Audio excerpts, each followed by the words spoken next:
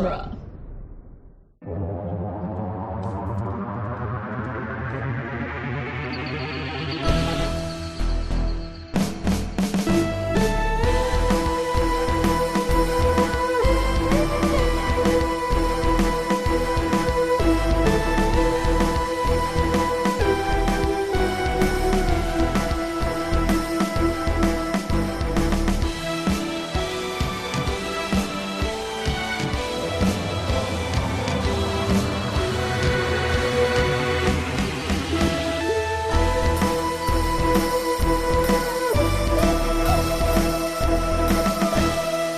Welcome back to the Doctor's Companion presents Doctor Who The Long Way Round, the weekly podcast where we review and discuss every episode of Doctor Who, one doctor at a time. I'm Cass Fredrickson. I'm Scott Corelli. And I'm Nick Jimenez. And today on the show, we'll be discussing Mindwarp, the 6th Doctor's 9th story. Hooray. Mm-hmm. And the second segment of the Trial of a Time Lord. Mm-hmm. Trial of a Time Lord, Part 2, Mindwarp, Part 1 The conclusion. 1 through 4. What's that? Is this the conclusion, the Trial of a Time No. Lord? Absolutely not. Okay, cool. We're halfway through. It kind of felt great. I'm relieved, actually, weirdly. Because I was worried that was the ending. Oh, no. So, this goes back to, just to remind everybody, season 23 is being patterned after A Christmas Carol, with the first segment being the Doctor's past, this being his present, and the next story that we'll cover on the next round of Long Way Around is the future. And then there's like a 2-episode epilogue after that like wraps it all up. So this is the present segment. Originally, however, this all basically comes down to the fact that Philip Martin, the writer of Vengeance on Varos, created this little tongue-wagging slug named Syl that John Nathan Turner and Eric Sadeaward were big fans of. I believe they were the only people in existence who are. I know that's not true, but man, I can't stand this thing. It's the worst. They were big fans of it, and they were like, "Hey, Philip Martin, you should do another Syl episode." So he wrote or outlined the second encounter that the Doctor would have with Syl in a story called Mission to Magnus, which would have paired Syl with the Ice Warriors. This was going to be part of the season 23, when it was just another season of the show before before Doctor Who was soft canceled, as we talked about, and literally put on trial. So that story was set aside, and instead Martin was recruited to be one of the writers on Trial of a Time Lord. And they still wanted Syl to come back, and he decided to make this more of a companion piece to Vengeance on Varos, in terms of being about modern political things, in this particular case genetic engineering and the manipulation of investments and natural resources and things like that. So he writes this story, and one of the notes that he was given to do with this story was make it funner, because Vengeance on Varos was really mean, and he was like, okay, so his plan was to lean more into the sort of satire of it all, and make a really funny story. And then he turned the scripts in, and Eric Sadeaward rewrote all of them, took out all of the jokes, everything that was funny, and left only the worst parts of it. And Philip Martin was real mad about it and was like, what the hell? What did you do to the story? You guys told me you wanted it to be funnier. And Eric Sadeaward's response was, I quit. And he quit. And as script editor, and that was it. That was it for Eric Sayward, and he was like, he left the show. I think he is still technically script editor on the next story of this, but he was already on his way out by the time this was shooting. He was done. He was gone. So, and it was all about like, he was tired of writers coming to him and being like, why'd you rewrite my script? And he just was like, done. He hated the show. He hated the Sixth Doctor. In fact, one of the other things that happened was that the Sixth Doctor was like, Colin Baker like came to him and was like, hey, why am I doing this? Why am I such an asshole in this script? Why don't I care about Perry? Like, why am I like, am I actually tricking people? Is the Matrix being edited? Like, what is going on? I want answers. And Eric Sayward was like, you're not getting any because I don't work here anymore. Oh my God. just bailed. I mean, Eric Sayward hated Colin Baker. Hated his doctor, hated being a part of this era, and just couldn't wait to get out of there. So he's gone.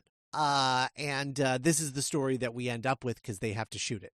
The other aspect of this is that was the whole situation with Perry. Now, originally, she was contracted to be part of all of season 23, and if there was going to be a season 24, would have had an option for season 24.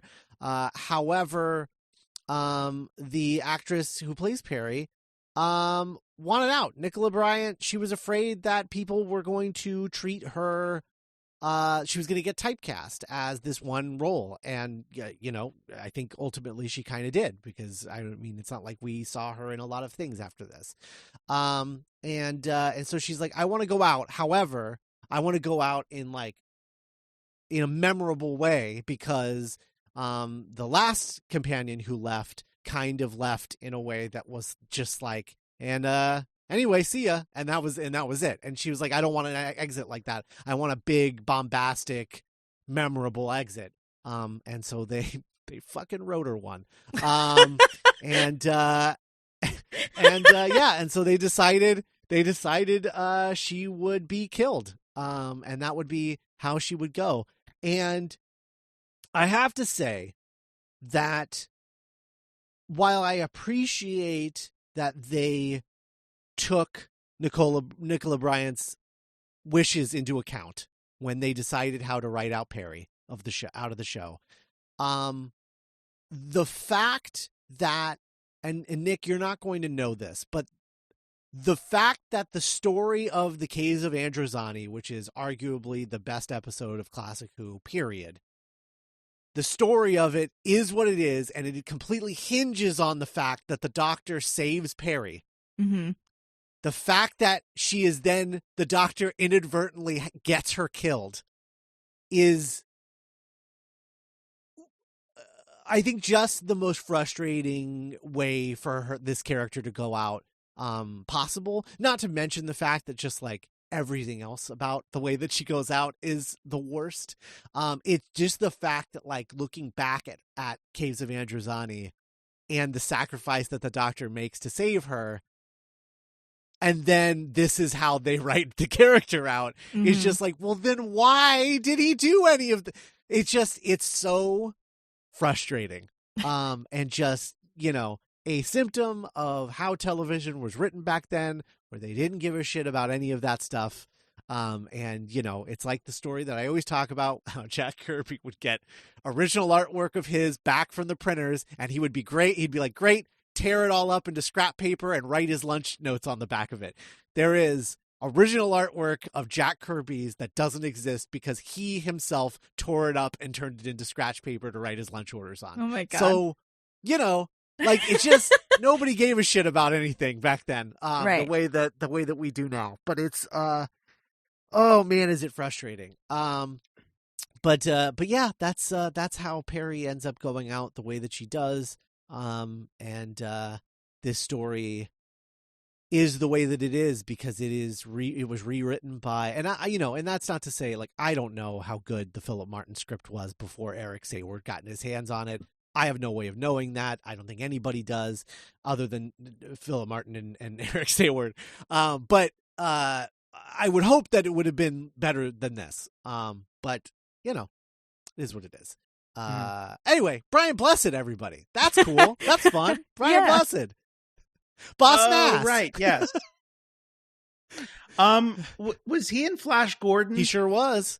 Those are cool. Those are the three roles that I know him from. I know him from as the King in Mindwarp. I know him as the guy from Flash Gordon, and I know him as Boss Nass. Those are in the Phantom Menace. Those are the three things. I feel like he's also like the voice of a Disney character. Yeah. He might be. Norman told me while I was watching the story that he was the voice of the bad guy in Tarzan. And once he said that, I could not unhear it. I was like, oh, he totally is. I'm glad you told me that now instead of before. Yeah. So I've never seen Tarzan, so that isn't in my wheelhouse. I was like makes sense. 14 by the time it came out. I was like, I'm not going to go see a Disney. Oh my God. Yeah. But it was about skateboarding, Scott. Okay. So teens love skateboarding. So anyway, yeah, Brian Blessed's character in this is he is a perfect combination of his character from Flash Gordon and Boss Nass. You literally merge those two and you get his character in this story. Because there's many times where he does just a slight little, like just a little bit. Like he doesn't go full Boss Nass, but every once in a while there'll be like a certain word where he just shakes his cheeks around. And I'm like, there he is. It's really funny that this is Brian Blessed because the whole time I just thought I was like, oh, he looks like the guy from Flash Gordon. And the whole time I'm watching the story, I'm like, oh, what a find. Yeah, I know. I was like, man, when the casting must have flipped when this guy walked in. Like, this guy's great. Overall, what'd you think of this particular story, Nick? Especially now that you know that like Perry is in fact gone. Right. Sorry, I was going to make the reference. It'd be crazy if a popular show today had arguably its greatest story be about saving one character and then later in the finale have that character befall a horrible fate. Yes. Like that would just ruin everybody's vibe. Oh, God damn it. But I, this was mostly like really unpleasant to watch. Mm. And, kind of befell a lot of the faults that I've kind of given this whole era of the show where it was kind of like ugly and, like I had this thought where I'm like, I think when you're watching a Doctor Who, especially as a kid, you are kind of like either imagining being the doctor or being the companion. And like, gotta be fun to like be on this ship or like being chased by Daleks or like on a pirate ship or something or in a quarry in Cardiff. Yeah. And I like was watching this story and I was like, man, I'm glad I'm not there. Like Perry's journey in this story is a waking nightmare. Mm-hmm. And yep. Yeah. I mean, it's not confusing. I wasn't like lost during it, but like, there wasn't a lot of stuff to be excited by. Mm-hmm. Cass, if you had to watch one or the other, would you prefer Vengeance on Varos or Mindwarp? I'm just trying to gauge how much you actually hate this story. This one, because it's not 45 minutes long. That's true. That is true. And Brian Blessed's in it. Yeah. So Brian Blessed like kind of like low key saves this story from like being completely unwatchable. Yeah, because at least I was like laughing a little bit when he was like speaking.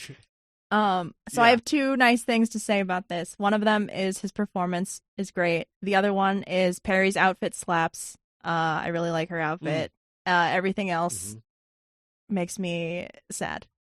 So I would like to add one more thing that I really love about this story, which is the retro wave bisexual lighting of the planet. Oh yeah. Is absolutely killer. I was like, oh man, does the whole story look like this? And no, it doesn't. But man, for a few minutes, I was like, hell yeah, this rules. Have you seen this before? It totally.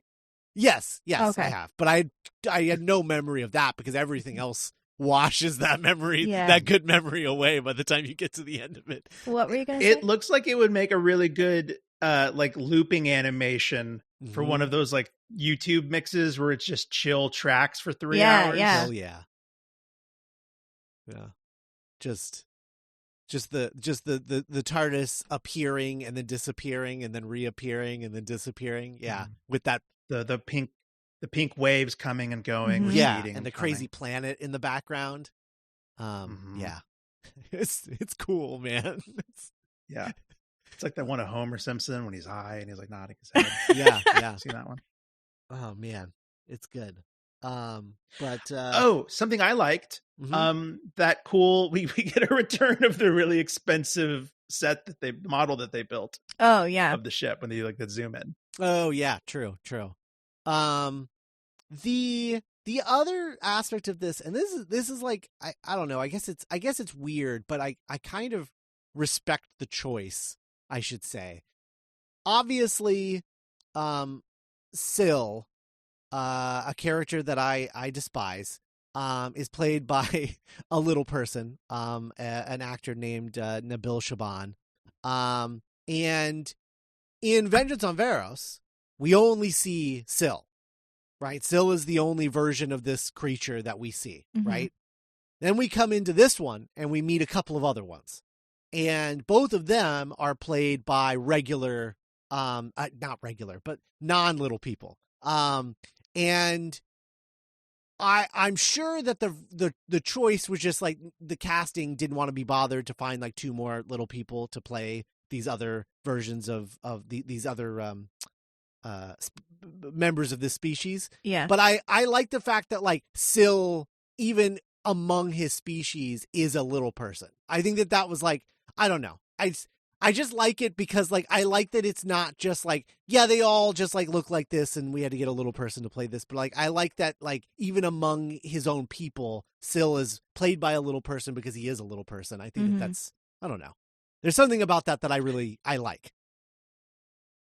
It like becomes a part of the character's identity, and it's like different from, I mean, it's unspoken in the show. It's not Right. like it's never remarked upon, but like, yeah, like it kind of recontextualizes it and kind of unothers that aspect of him in a weird way. Mm-hmm.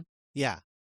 And it's not something that you see ever, you know, like it's, you don't ever, you know what I mean? Like it's like the Ewoks, just for an example, right? The Ewoks are like exclusively played by little people. I think it's played, but there might be played by children in like background parts, you know, things like that. But like typically when you see like an alien species of some sort played by a little person, all members of that alien species are played by little people because casting is just like, well, this is just what they look like. Right. And so like I did really appreciate that, even though like I'm sure that thought was not part of like the reasoning for why they did this, but in retrospect I like looking back at it and being like, I like that choice. I think it's a good choice. So anyway, yeah,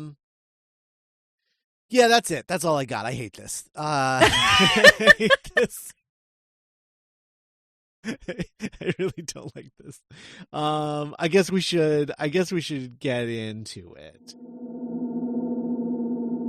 Mindwarp Part 1, written by Philip Martin, directed by Ron Jones, produced by John Nathan Turner, script edited by Eric Sayward, air date October 4th, 1986. The story opens with the Valyard and the Doctor arguing before the Valyard begins to present his next chunk of evidence, and the court all swivel on their cute little spinny chairs to look at the screen. The TARDIS arrives on the planet Thoros Beta, and the Doctor shows Perry a weapon given to him by a warlord from another planet. He says he has come to find out how the warlords obtained the technology which was manufactured on Thoros Beta. After wading through some bright pink water, they enter a cave where Perry is grabbed by a monstrous creature. During the struggle, the Doctor shoots it. In the courtroom, the Valeyard accuses the doctor of deliberately shooting the monster, but he insists the weapon went off accidentally. A figure arrives and accuses the doctor and Perry of murdering the creature, despite their repeated protestations that it attacked them first. The figure asks if they are part of Crozier's group. The doctor says he is. They flee before they can be identified as imposters, but quickly run into another monster that looks like a sad werewolf. They flee further into the caves. As they hide, they see 3 slug-like creatures being carried on litters by guards, one of which is Syl from the story Vengeance on Varos. The doctor realizes Syl is probably behind the arms sales and informs Perry that Thoros Beta is the homeworld of Syl's race, the Mentors. Elsewhere in a laboratory, a large man called King Yakurnos is being experimented on. The doctor and Perry sneak inside. As the doctor sabotages some of the equipment, Syl arrives in the laboratory. The doctor is strapped to a table for questioning, and a scientist named Crozier puts a metal helmet on the doctor's head. Crozier says that the equipment will extract the truth. He starts to probe the doctor's mind, and the doctor screams in pain. So let's start with episode 1. You know, with the nice shot of the. So we're continuing the trial, and this one, all of the trial scenes are a little repetitive from the first round. Because the first round was like, I'm going to show that you are dumb. Like, you don't deserve to be, running around messing with stuff. The Valeyard. That's the Valeyard. That's my impression of the Valeyard, I guess.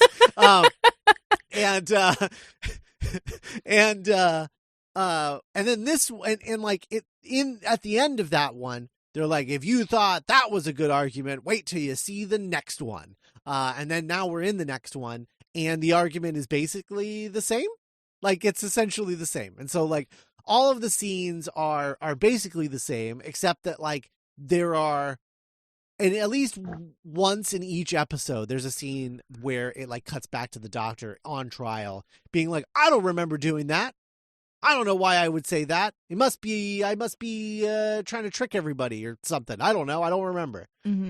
Which is just annoying. The fact that he doesn't remember anything is annoying. I don't know. It's I don't love the trial scenes in this part of the story, I think. Yeah, like, I don't think I even thought about this while I was watching it, but it's called Trial of a Time Lord, and like the actual trial aspect of it, there's really no twists or turns or escalations to any of it, really. Yeah.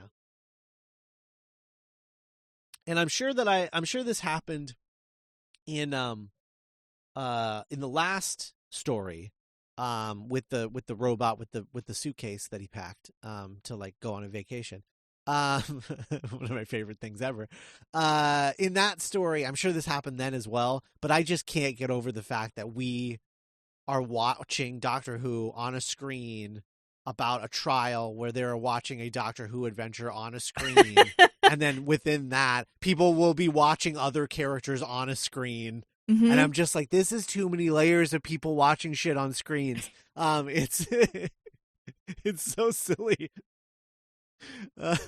But in any event, I would argue that in terms of the 80s, Doctor Who in the 80s, I think these opening shots of this story, once we actually dip into Mindwarp, the story, I think they are some of the best visuals, if not the best visuals, in 80s Doctor Who, period. Which is something, I guess. Yeah. I don't know. Also, go ahead, Nick. It's so interesting, like, going back to the, like, people staring at screens, like, yes. So much of this is, like, I know this is stupid of me for asking this, but like, how did they get the footage for the stuff that the doctor wasn't there for? I mean, he Like, how are they watching that? Yeah, like he points that out, like at one point, right? Like in one of the episodes, like the doctor is just like, "I'm not even there. This doesn't have anything to do with me." So they're talking about like the Time Lord Matrix, which is like a record or whatever of like the timeline, the collective, yeah, like, everyone's, yeah. So like. Yeah.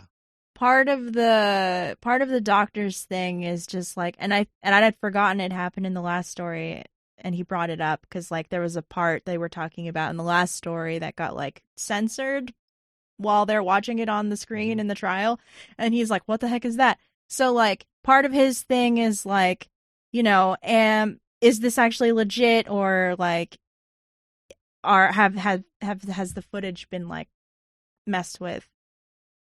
Which is supposed to be impossible. Yeah, that's a worthwhile question. Yeah. Okay. I'm just there's a point in the story, I can't remember what episode it is, where the Inquisitor is like, "Oh hey, do you want a lawyer?" Yeah. Like, I can get you. And he's like, "No, I don't. I shan't have a lawyer. God, I'm the Sixth Doctor." I wish. Imagine if this was structured a little more like Defending Your Life, where like there was like downtime where like he has to like consult with his lawyer and like. I was thinking, like, how great would it be if like Bob Odenkirk in full Time Lord regalia just like came out? Incredible. Oh my God. Yes. And like, yeah. They keep having like asides where he's like, "Look, man, you're blowing it. Like, let me do my job." And he's like, "No, that would be something." That would be good. This would be my favorite episode of Doctor Who. See, yeah. Because instead of almost released, because imagine, because like, okay, like just imagine being the Doctor here and like all of the Time Lords in this trial. They're binge watching the entirety of Trial of a Time Lord all in one sitting. And it's just like, don't you guys want a break? Like, go get lunch or something? I don't know, anything, so we can have the Doctor do something else and talk to someone else. I don't know. How long do you think it took to film all of that? Well, they filmed it episode to episode, just like. Wow. Yeah. So they just kept that set up for weeks. No, they would keep. Actually, this was an ongoing problem. Where they would show up to the set where this trial set was supposed to be built, and no one built it. Oh no. Yeah, it happened with the first story where they like showed up to the warehouse and like there was no set. There was just everything was just in boxes, and they were like, "Nobody built this." and then it happened again when they showed up to the warehouse to film it for this story. Oh my God. Yeah, they were like, "Are you kidding me?" Yeah. The disrespect. Yeah, just no one built it. They just didn't hire the Teamsters or whatever. Wow. So like, did they have to delay filming, or like, did they have to build it? Like, they had to delay it on the first one, but then they got Teamsters in there really quick on the second time because they knew how to handle it that time because it had already happened to them once. Man. So they got it. They got it up by the end of the morning and then started shooting. But they were still down for like 4 hours or something like that. So one benefit. Oh, go ahead. Sorry. Oh, never mind. No. I was like, oh my God, those poor actors in the alien makeup, and I'm like, oh no, this was just on Gallifrey. Yeah. So one benefit of this story over Vengeance on Varos is that Syl is green instead of brown. Yeah, because there's much like crappy lighting in that other story. Yeah. He's brown on Vengeance of Varos? Yeah, he's like a brownish yellow green. That sounds horrifying. Yeah, no, it was. It's a nightmare to look at. It's much better here. And that's saying something because it ain't no party. It ain't no party to look at in this one. But yeah, it is better. And then we also meet Kiv, his like boss, and like the whole plot of this story being about like Kiv is dying and needs his brain put into a new body. Doesn't matter what kind of body, just any body, just needs to be able to live forever. That concept is so much like it is better done, better executed. The exact same storyline is an Eighth Doctor audio drama that I don't think we've covered yet. I think we will cover. And it's done so much better than this, but it's the exact same concept, and it rules. But this is, oh, God. Yeah, the worst. So, yeah, mind transference. Great stuff. And then we're introduced to King Yrkanos as like a rage-filled barbarian who keeps like waking up from like this mind warping machine that he's strapped to, and like yelling and screaming, and they're just like, this idiot, what a dum-dum. If he wasn't so stupid, this would be over by now. But he doesn't ever really get to talk. He just gets to like have like Wolverine berserker rage tantrums. He like hisses at Brian Blessed one point. Yeah. Yeah. His makeup is interesting. Brian Blessed, but yeah, it is interesting. It's like when you cut to angles of his face throughout the episode, and you kind of see like the work and like the eyes and stuff, and on the nose, like they trace the bridge of his nose. It's very interesting. Kind of makes him look like slightly 2-dimensional. It's weird. But yeah, the Doctor and Perry, like I like that moment where like the Doctor and Perry like show up and they just like have to like act like they own the place. It's the most like, I don't know, it's the most Doctor Who that this story kind of ever gets, because like the rest of this doesn't really feel like Doctor Who. But I do like them walking in and acting like they own the place. That's good. The Doctor kills something. Yes, by accident, or so he says. Yeah, like the first 5 minutes. Creature. Yeah. Creature that tries to eat him. And yeah, the whole time I assume they're telling the truth about it being an accident, but they both sound like they're lying, like every time they say it. There's a part where he's arguing with the Valyard, and he's like rewind the clip. You'll see it shows that it went off accidentally. The Valyard's like, no. Nope. No, because that will only defeat my argument, and I would rather people remember it the way I want them to.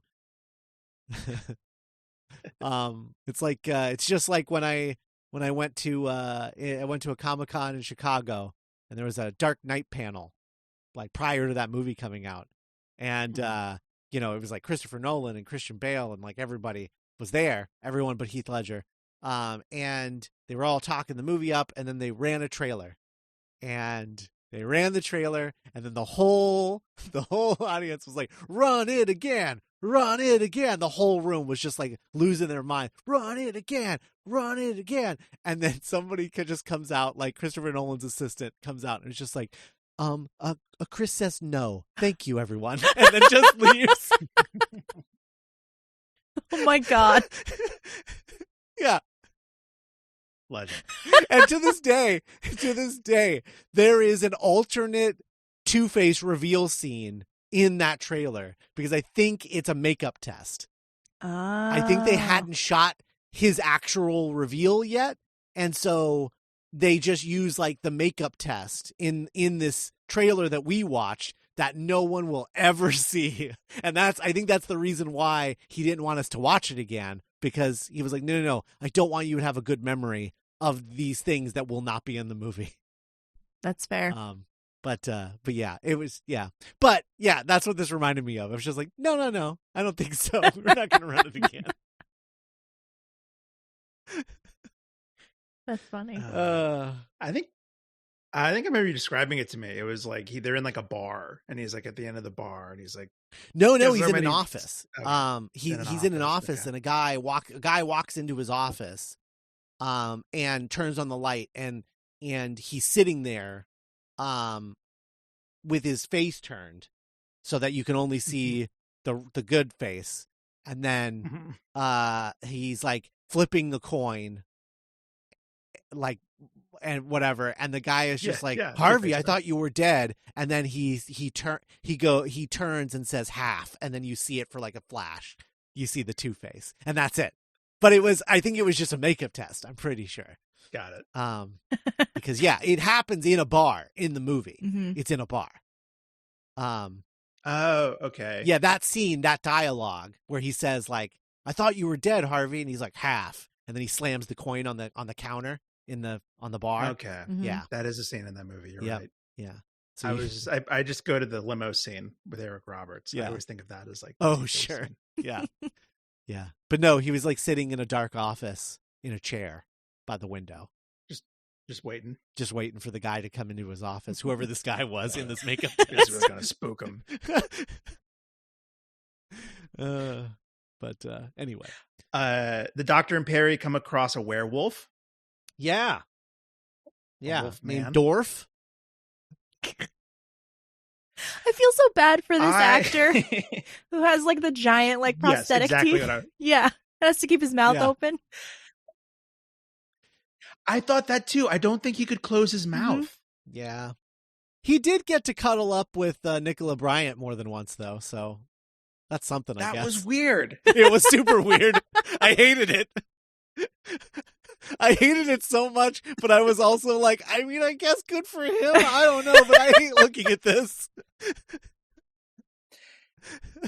And like, the makeup was so ugly. It was so just like, oh yeah, mud, just mud, mud. Yeah. Ugh, awful. However, I think lycanthropy is like one of the prettiest words in the English language. It's good. I like it. I think it's lycanthropy. Yes. But yes, lycanthropy. Lycanthropy. That's even better. Yeah.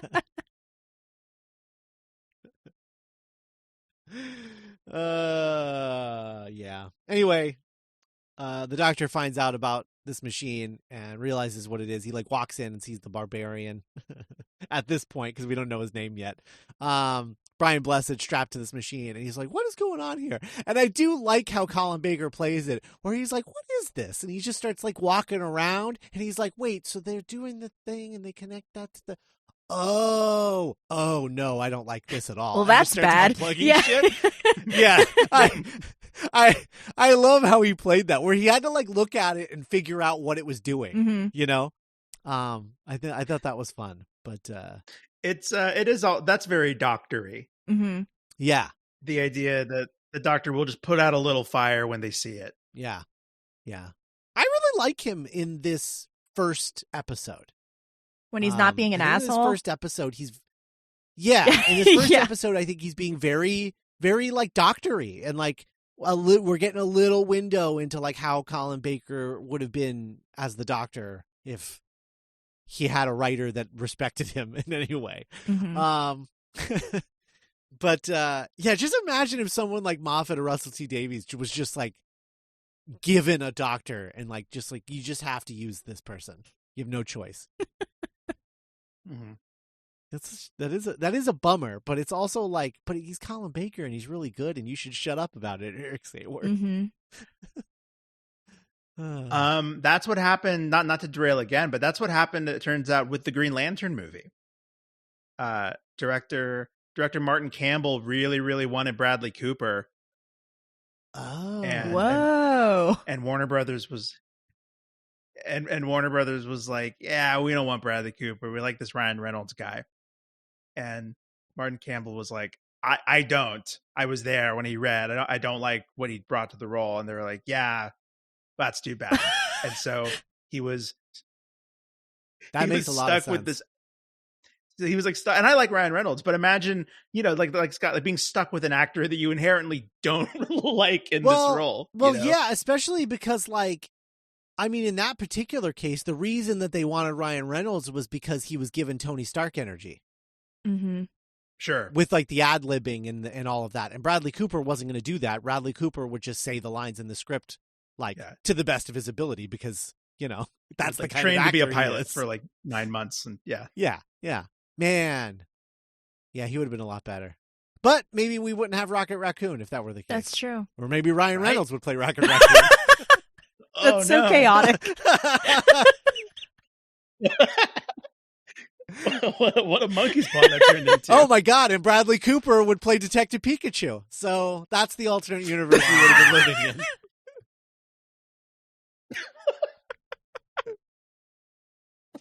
Just imagining just Bradley Cooper's like whiskey soaked, beleaguered voice. Yeah. Oh man, coming out of a Pikachu. That's great. We just had our own Mindwarp on the show just now. Yeah, it was a lot more fun than watching this. Yeah, fair. Is the Mindwarp the cliffhanger for episode 1? Is that how this one ends? The cliffhanger is that Syl is brought in with a bunch of other guys, and they calmly surround the Doctor, and then they're like, "Actually, you're going to go in the machine," and then he's like, "What? And then that's it. Got it. Yeah. Okay. So, which I don't even understand what he's scared about because he just wrecked the machine. They didn't plug everything back in again. I don't think it can operate, right? Didn't they? Yeah, because isn't the cliffhanger like they put the thing on him and then he like shivers and then it's just like, oh no, the Doctor's going crazy. No, I know, I know, but I'm just saying that I'm saying this era of the show is poorly made. Oh, okay. Because he literally just finished ripping all of that stuff out, and then they don't fix anything. I think and the then scientist they just put him guy, in the machine and it works. The scientist guy, while they're like questioning him, like, "Oh, did that thing attack you?" And the Doctor was like, "Yeah, it attacked me." And they're like, "Oh, I think he's lying." I think the scientist guy was like fixing things. Oh, I don't remember him fixing anything, but yeah, maybe I'm giving it more credit. I don't know. Well, like the Valyard, we're not going to rewind it. No, absolutely not. He should have just been like, "You want to watch this again?" No. Absolutely not. Once is enough. Mindwarp Part 2, written by Philip Martin, directed by Ron Jones, produced by John Nathan Turner, script edited by Eric Sayward, air date October 11th, 1986. King Ekernos wakes up and destroys all the lab equipment. He overpowers the guards and leaves the lab, with the Doctor and Perry following after him, though the Doctor seems out of sorts after having his brain scrambled. As they flee, Ekernos outlines his plans to attack the Mentors. The Doctor says he would enjoy that, and then collapses. In the courtroom, the Doctor tells the Inquisitor that he doesn't remember these events happening. The Valyard gleefully tells him that he's in for a surprise, because he's a dick. Ekernos, the Doctor, and Perry go to where new slaves are brought into the base. Ekernos plans to attack the guards and steal their weapons, but as he sneaks into the room, the Doctor calls out to the guards, giving him away. Unable to fight off all the guards, Ekernos runs off. Perry points a weapon at Syl and asks the Doctor for help, but he ignores her. Perry drops the weapon and flees after the king. Syl asks the Doctor why he helped the Mentors, and he says that the odds are on their side. Perry encounters Matrona, who allows her to join the Mentor's servants instead of turning her over to the guards. Covered with a veil, she enters a meeting room with medication for the slug in charge, whose name is Kiv. Kiv is dying and has hired Crozier in order to transplant his brain into a suitable body so he can go on being in charge of Thoros Beta. Unfortunately for Perry, which is pretty much the vibe of this whole story, the Doctor recognizes her and betrays her. The Doctor tells the courtroom that what they are seeing is all part of his ploy. He says he wanted to attempt to gain the Mentor's trust so that he would be allowed to interrogate Perry alone, giving them both a chance to escape. When we see Perry next, she is tied up to some rocks on the shoreline as the doctor stands over her, accusing her of being a spy. She asks why he's acting this way, and the doctor tells her that Crozier is planning to put Kiv's brain into his body unless he can help them. Crozier stops the interrogation, saying that they have more effective methods of extracting the truth from Perry. As they re-enter the complex, King Eukernos attacks the guard and threatens to kill the doctor for being a no-good, dirty, rotten traitor. And then episode 2 starts with King Eukernos waking up and distracting everyone by going into a berserker rage.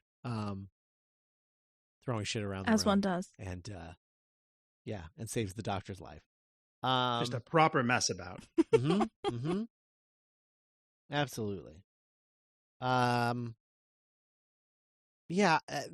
Honestly, episodes 2 and 3 are very muddy in my brain, and I literally just watched it. these Yeah, today. I know. Yeah. So with episode 2, we get something that was so frustrating to me. So like the trial, they're all watching these videos, right? Like they're seeing exactly what we're seeing. Mm-hmm.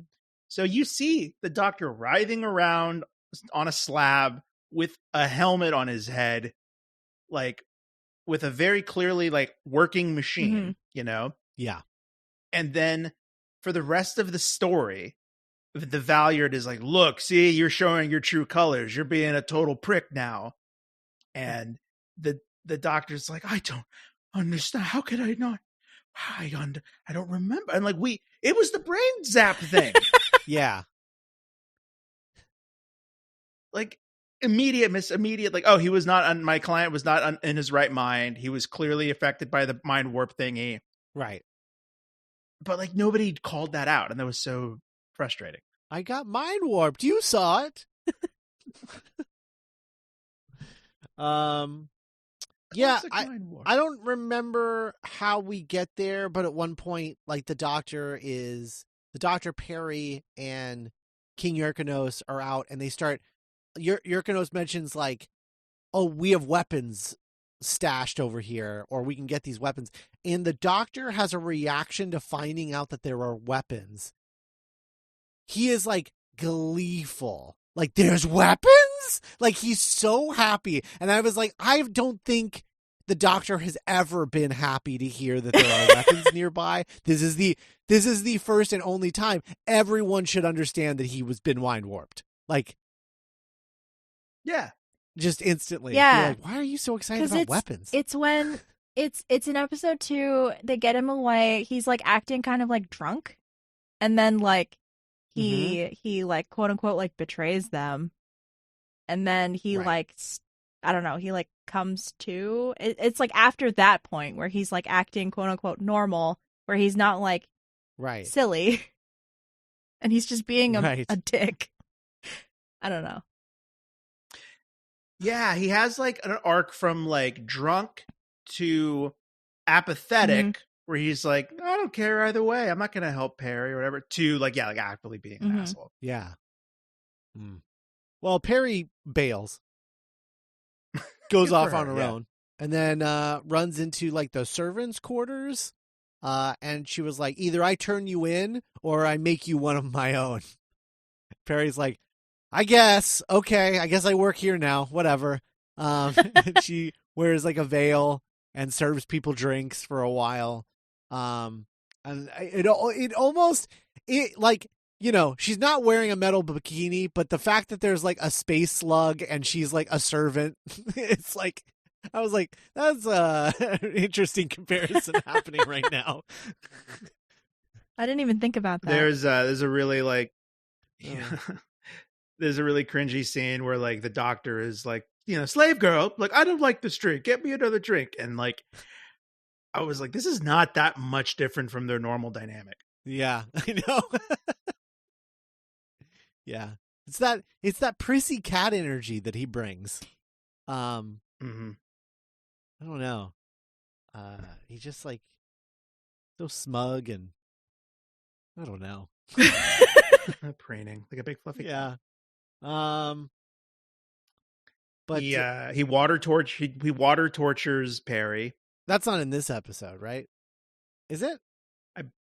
I believe it is. Okay. Cass, can you remember? I think it is because it's after. Because like, yeah, because she's like she's barely undercover as a servant because the doctor like exposes her, and then it's just like, I'm gonna interrogate her. It's awful. Right. That's right. Yeah. I really hated that scene because he finds a way to gaslight her in the middle of like interrogating her. Yeah. This is also the moment where it's us watching the trial, watching the bad guys, watching a screen of the doctor torturing Perry. And I'm just like, oh my God. I think this writer just likes like voyeurism or something, because like Vengeance on Varos was like all people watching people suffering through screens. Yeah. So like, yeah, that's all it was. Yeah. Well, yeah, and then there's that, and there's a direct reference to Vengeance on Varos where Syl is watching him torture Perry and says like, it's been a while since I've watched people just like the good old days in pain. Just like the good old days. I love suffering. Yay. Eric Sayward. Yeah. Eric Sayward. Eric Sayward.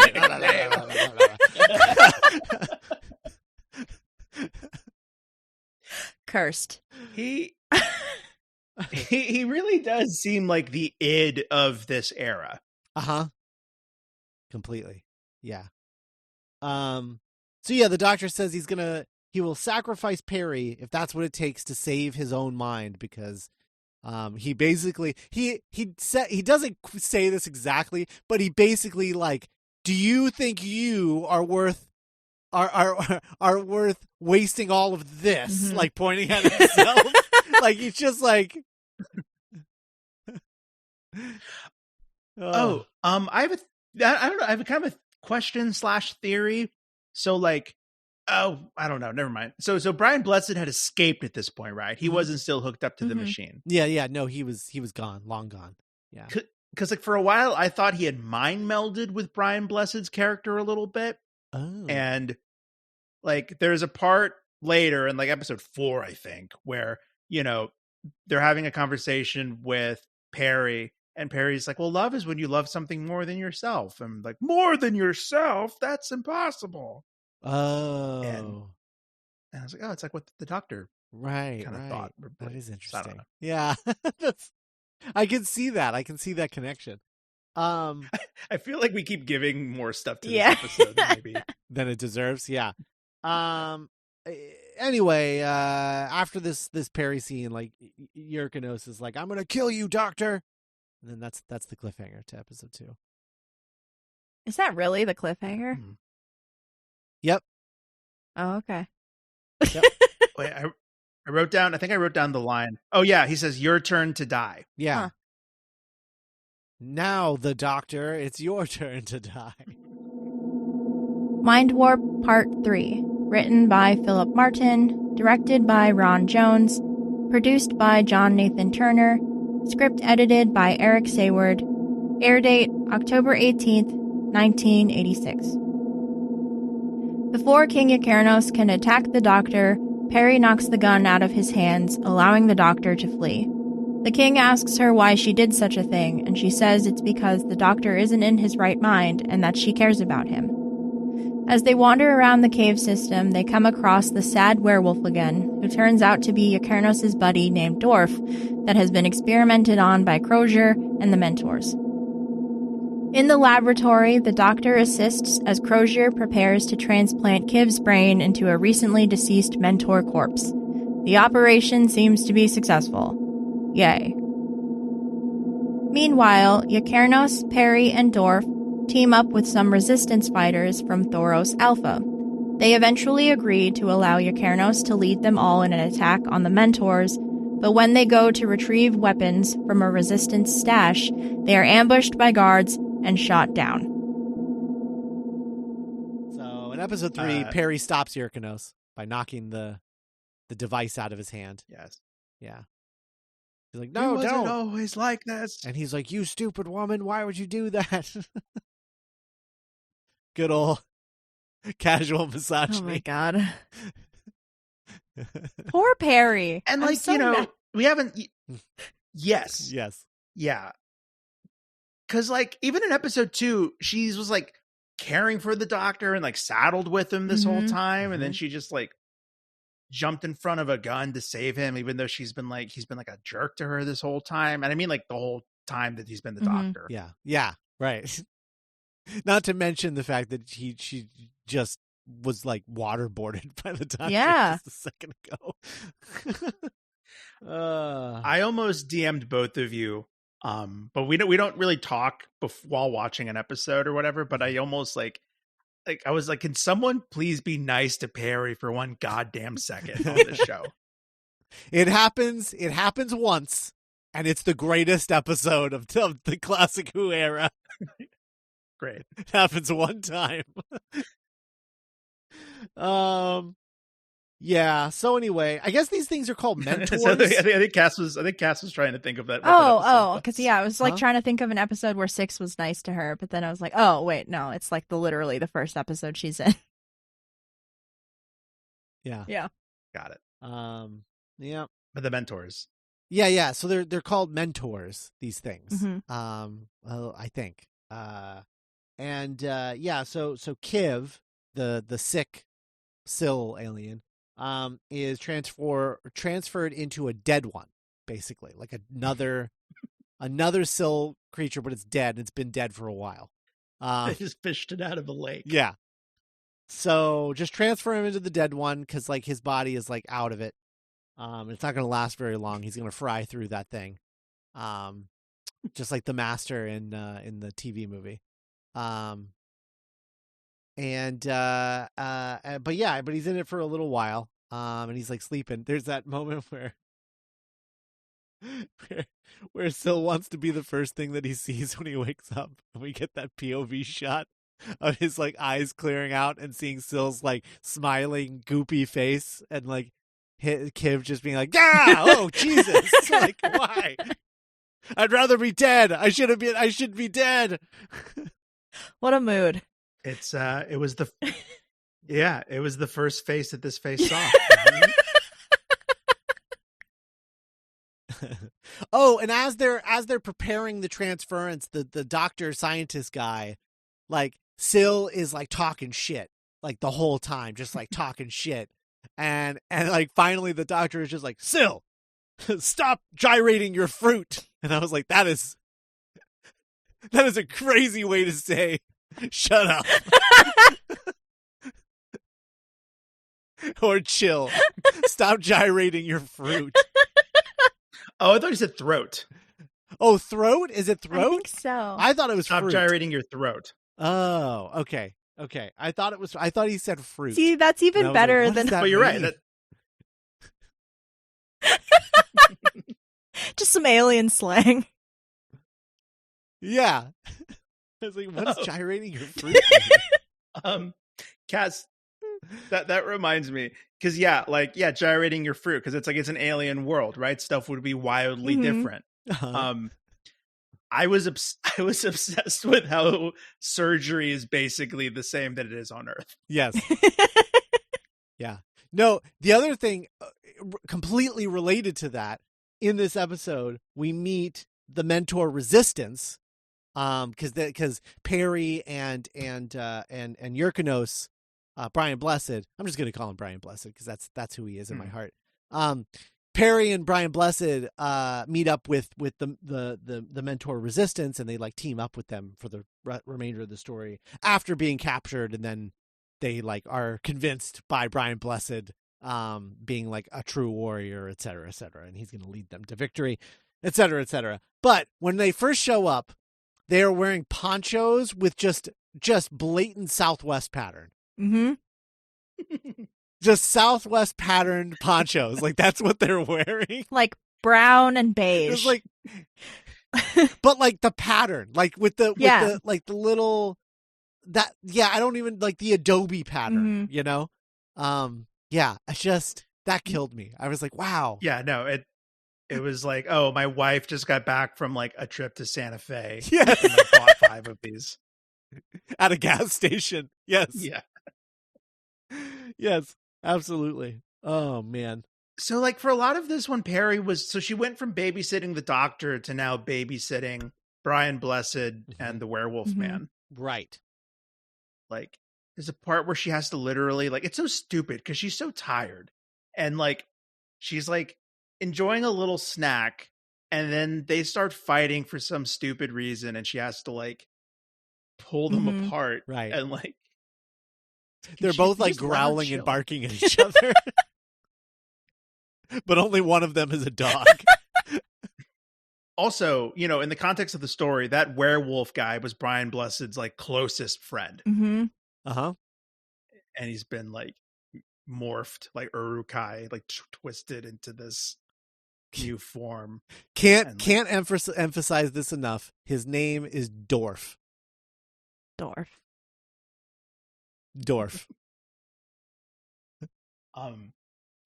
He kind of learned how to talk around this episode. I feel like this is when he started like saying stuff. Yeah, or trying to say stuff. Sure.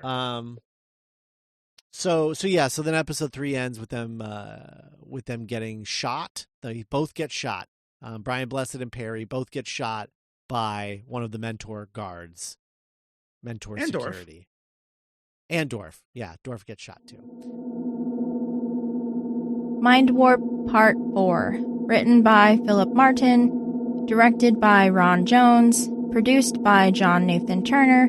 Script edited by Eric Sayward. Air date October 25th, 1986. It's revealed that Perry, Eukernos, and the other resistance fighters have only been stunned, and they are taken to cells. While they're locked up, Perry and Eukernos talk, and Eukernos seems like super into her. In Crozier's laboratory, Kiv isn't doing as well as they hoped in his new vessel. Crozier makes plans to transfer the brain into another body and suggests using Perry. The doctor says he would prefer that she is not experimented on. Good call. Crozier sends him out of the lab to find another suitable candidate, and after the doctor leaves, Crozier calls for Perry to be brought to the lab anyway. The doctor goes to Eukernos' cell and tricks the guard, allowing Eukernos and Dorf to escape. Together they free the remaining resistance fighters. They head towards the control room where all the slaves are mentally controlled. They succeed in freeing the slaves from mental control, but Dorf the sad werewolf is killed. In the laboratory, Perry is strapped to an operating table and her head is shaved in preparation for the surgery. But as the doctor heads towards the lab to rescue her, the TARDIS suddenly appears in the hallway. The doctor is drawn backwards into it, and it takes off, heading for the space station where the Time Lord's tribunal is taking place. In the courtroom, the Inquisitor tells the doctor that this was ordered by the High Council because the result of Crozier's experiment would adversely affect all life in the universe. Back in the lab, Crozier has successfully transferred Kiv's memories into Perry's brain, and her memories and personality have been erased in the process. When Kiv awakes in Perry's body, he is delighted at the results. As Eukernos prepares his attack on the laboratory, the Time Lords capture him in a time bubble so that his attack is timed perfectly to destroy Crozier's work. The time bubble dissipates, and Eukernos bursts into the lab. Upon seeing what has happened to his beloved Perry, he is overcome with anger and despair and begins firing his gun wildly, seemingly killing Perry and the others in the process. The doctor is stunned at this turn of events. The Inquisitor and the Valeyard tell him that it was necessary to end Perry's life to prevent the consequences of Crozier's experiment. The doctor, now rightfully enraged, insists that he was taken out of time for another reason, and he declares that he is going to find out why. They had just gotten shot, and they're like, are they dead? No, they're not. They're fine. What a cliffhanger.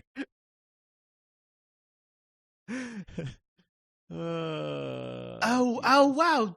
That's weird though, because like it starts with like, oh no, Perry's dead, and then it ends with, oh no, Perry's dead. Mm-hmm. But one of those is legit, I guess. Yeah. I don't know. So this is the episode where Kiv's brain is like fucked up in the second dying body, and he needs to be transferred again. Mm-hmm.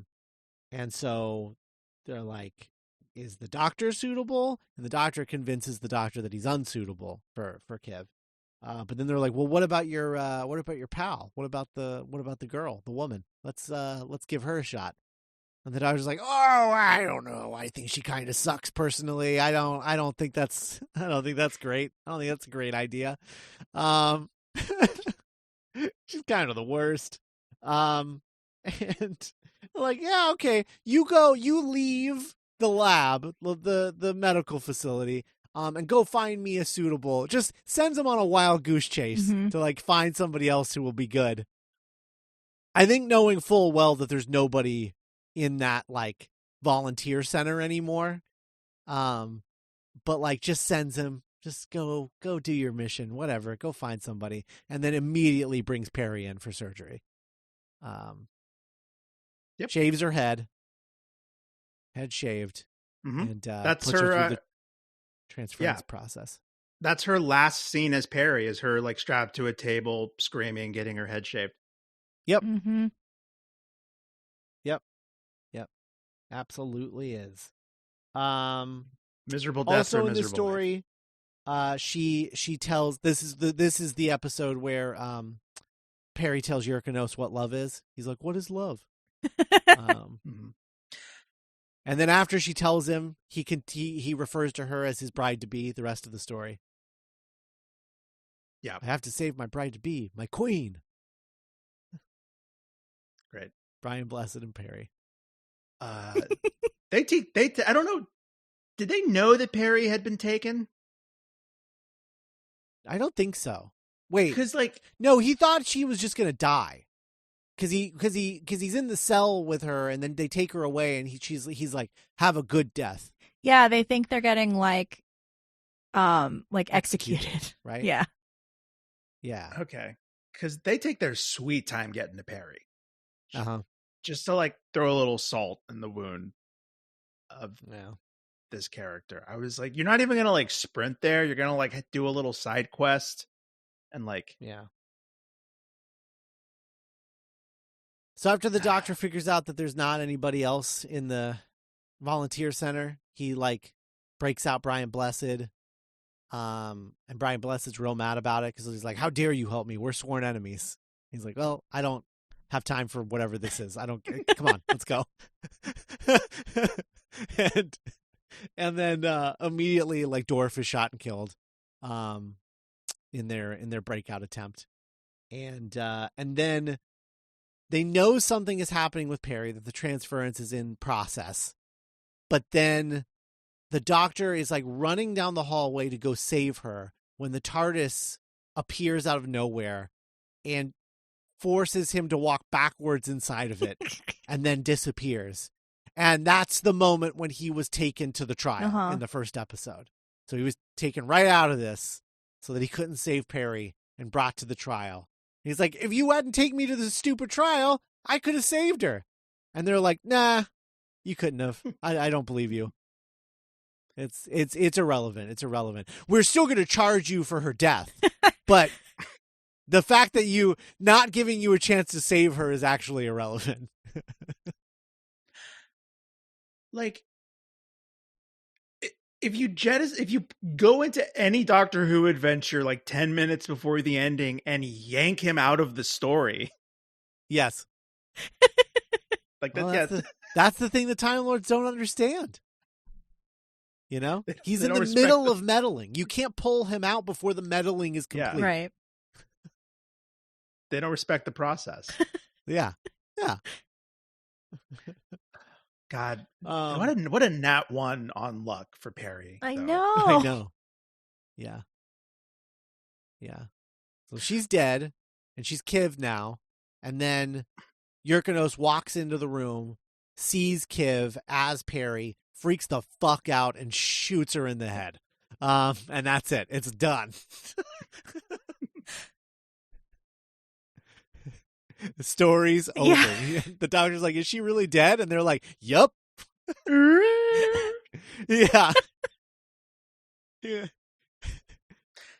So I'm really excited to see the caves of Androzani, Yes. right? Mm-hmm.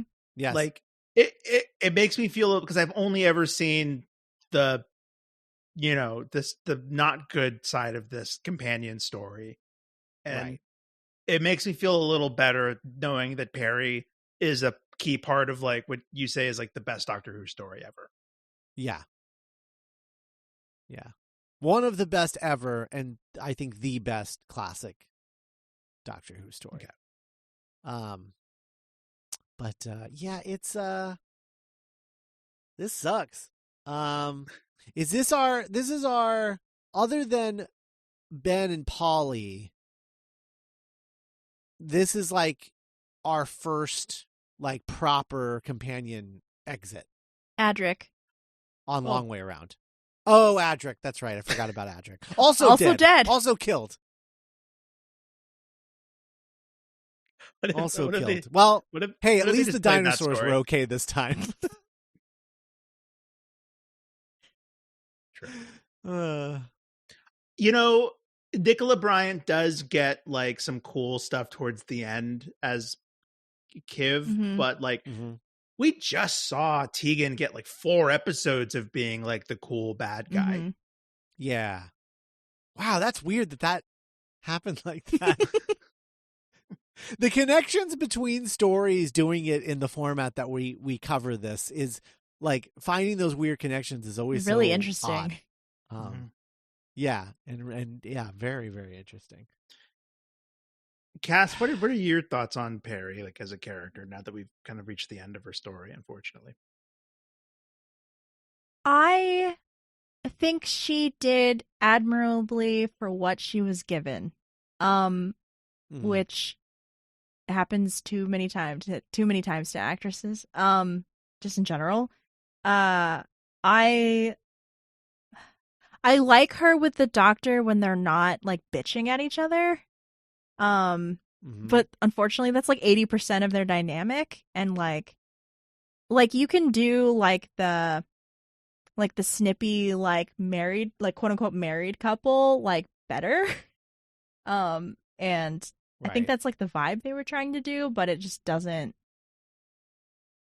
I don't know, their energy is not that to me, so it just feels wrong.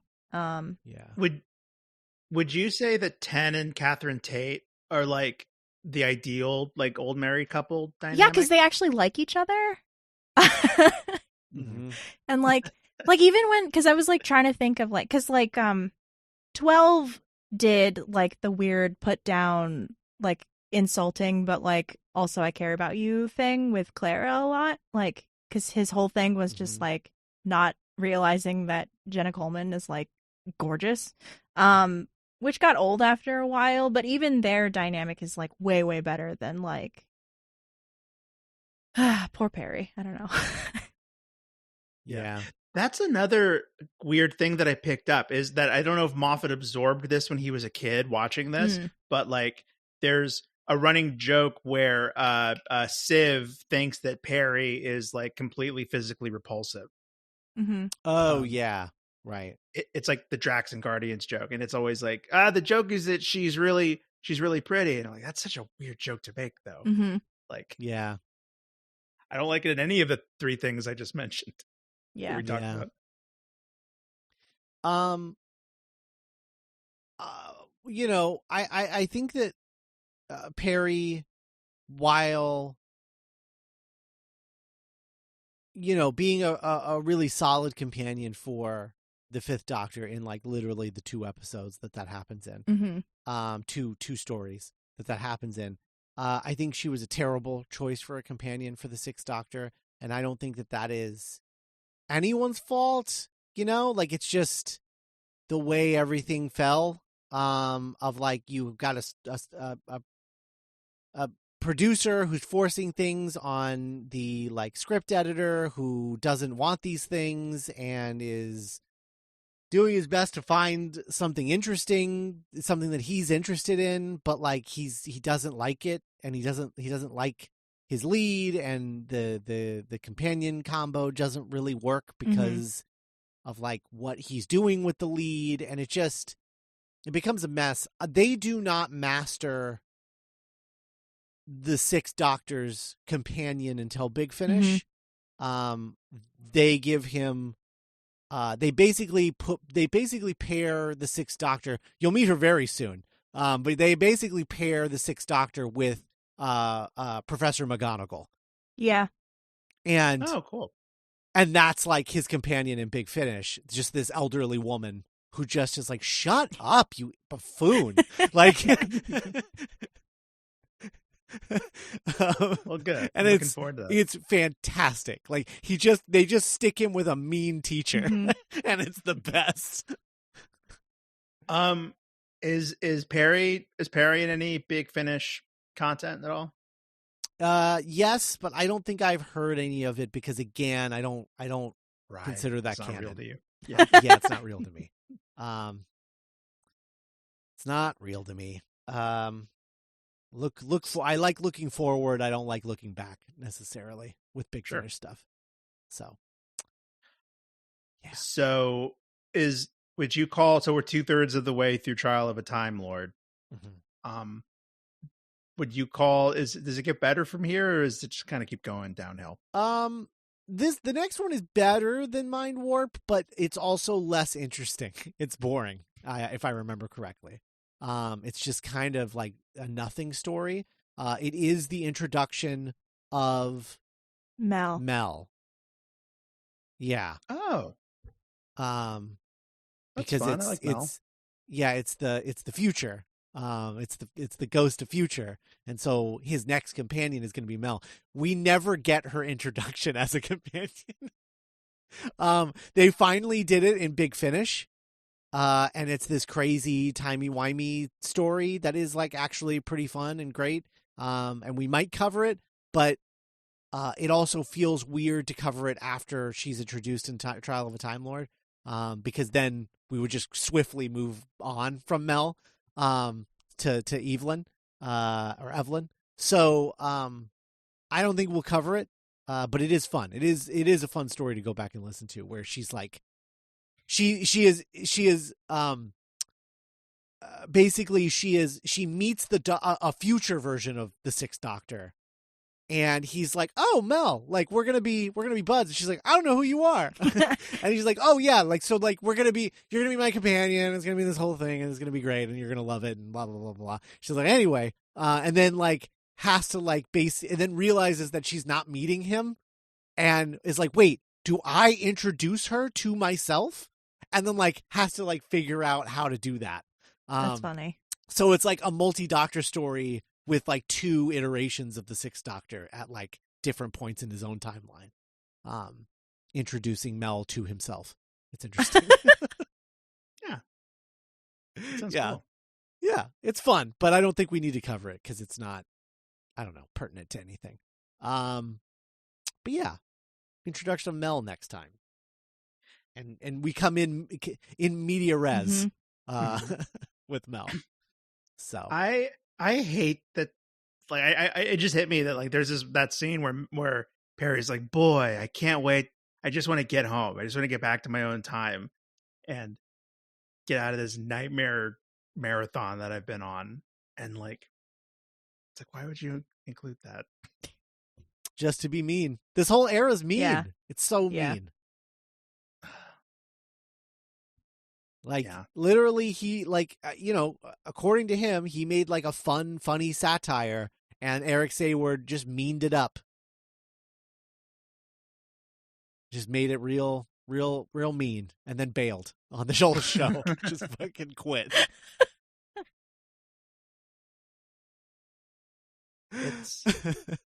It's like last week with the Mara, he's just fueled by rage and hate. Yep. Mm-hmm. Absolutely. So anyway, what's next week? Next week is Battlefield. Yes. A 7th Doctor story. Battlefield, I believe. What was the last story that we covered last time? Last 7th Doctor story? Greatest Show. Was Greatest Show? Okay.